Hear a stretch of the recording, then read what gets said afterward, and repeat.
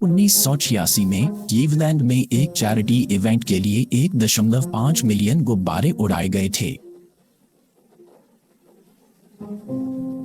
गुब्बारे छोड़ने का मकसद चैरिटी के लिए पैसा इकट्ठा करना और क्लीवलैंड शहर को प्रमोट करना था, जो उस वक्त ग्रो कर रहा था।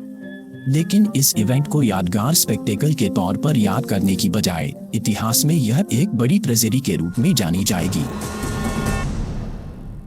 बैलून फेस्ट के नाम से मशहूर यह इवेंट क्लीवलैंड ने अपनी इमेज बदलने की कोशिश के लिए किया था। देखो, उस टाइम उनकी इमेज कुछ खास नहीं थी और ये उनके फेमस निकनेम से भी पता चलता था। शहर के लीडर्स दिखाना चाहते थे कि क्लीवलैंड कोई गलत चॉइस नहीं था और ये इंटरनेशनल लेवल का शहर बनने की राह पे आगे बढ़ रहा था। पिछले साल डिज्नीलैंड ने एक ही टाइम पे सबसे ज्यादा गुब्बारे उड़ाने का रिकॉर्ड बनाया था। पता नहीं क्यों शहर के लीडर्स को लगा कि डिज्नीलैंड की उपलब्धि को पीछे छोड़ना क्लीवलैंड की इमेज सुधारने का एक जबरदस्त तरीका होगा। थोड़ी देर बाद यूनाइटेड वे ऑफ क्लीवलैंड ने एक बड़ा प्लान बनाया। उनका इरादा था शहर के ऊपर करीब 15 लाख गुब्बारे उड़ाने का। इस इवेंट के लिए पूरे 6 महीने की प्लानिंग की जरूरत पड़ी। इसमें एक बड़ा सा नेट बनाया गया जो एक पूरे शहर के ब्लॉक जितना बड़ा था। हजारों वॉलंटियर्स ने घंटों लगा दिए गुब्बारे भरने में। तो भाइयों और बहनों, फाइनली 27 सितंबर 1986 को बैलून फेस्ट का दिन आ ही गया। जब डाउनटाउन क्लीवलैंड में फाइनल टच लग रहे थे, लेक ईरी के ईस्ट में कुछ दम अलग सीन चल रहा था। पिछली रात को यहाँ एक जोरदार तूफान आया था। तूफान से करीब 1 घंटे पहले 2 बंदे मछली पकड़ने गए थे।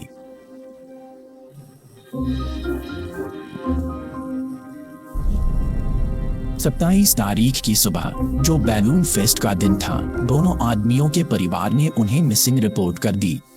अथॉरिटीज को उनकी नाव झील में खाली मिली। उनका मानना था कि खराब मौसम की वजह से वो लोग पानी में गिर गए। कोस्ट गार्ड ने फौरन ही लापता लोगों की खोज शुरू कर दी।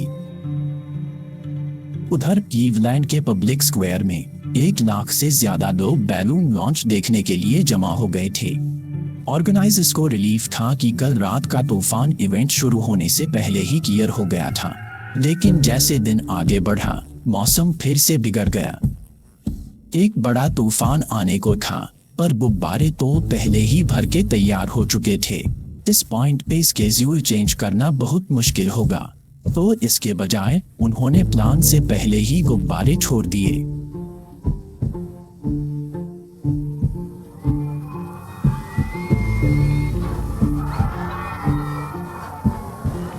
इसमें बिल्कुल भी कोई शक नहीं था। लॉन्च एकदम जबरदस्त था।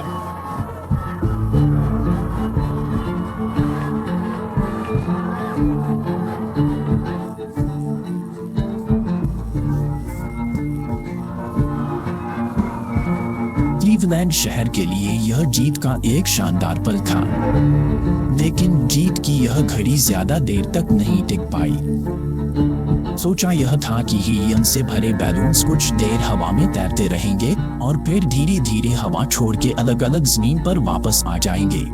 सब कुछ प्लान के मुताबिक नहीं हुआ। अभी अभी हवा ने अपनी दिशा बदल ली है, जिसके चलते गुब्बारे इधर उड़ने लगे हैं। ये तो गजब था गया। गुब्बारे वापस आ रही हैं। ठंडी हवा और पास आती बारिश ने जल्दी से अभी भी फूले हुए गुब्बारे, जो कि हजारों की तादाद में थे, उनको बड़ी संख्या में जमीन पर वापस गिरने पे मजबूर कर दिया। इसके चक्कर में बड़ा हंगामा हो गया।